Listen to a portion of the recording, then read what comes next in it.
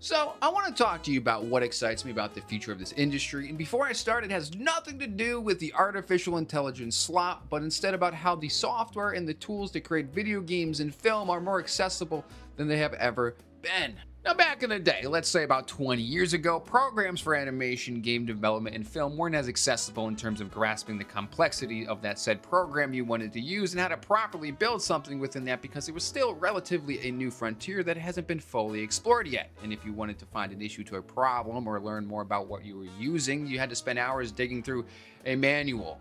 Compared to today, where you just boot up YouTube and have 3,000 videos of somebody explaining how to navigate a UI or how to build an immersive world or even the basics of 3D modeling. Everything is at our fingertips now. Now, with all this information becoming more and more accessible, it's exciting to me because that means any one of us can now make a short film, a video game, or whatever you want within Blender, Maya, or even Unreal Engine. I find myself at times going through Steam trying to find interesting indie titles because honestly, the indie scene is exploding now. And if you go on Twitch or even YouTube, you can find a ton of developers creating video games for our enjoyment. I think my best video game experiences from this past year have come from indie developers. It's the same thing now with animated films. Anyone now can assemble a team of talented individuals and create something that will impact an audience. It's amazing. Like I mentioned before, you have all these programs at your disposal, and I think the only thing holding most people back isn't talent. It's finding the right people that share the same work ethic and ambition to make something good.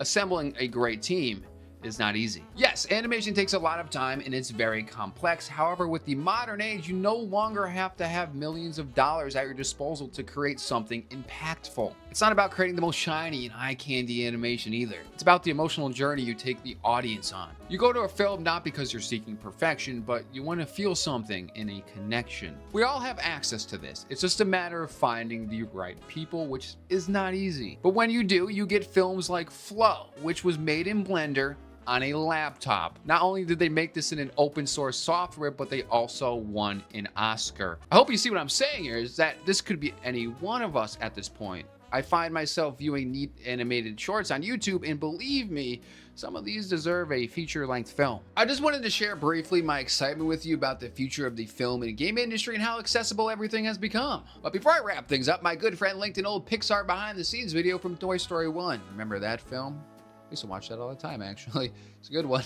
And it actually inspired this video you're watching right now. It's neat to see how far we come from the first Toy Story to today with all the new Pixar films. With that being said, I'll see you in the next one. Bye.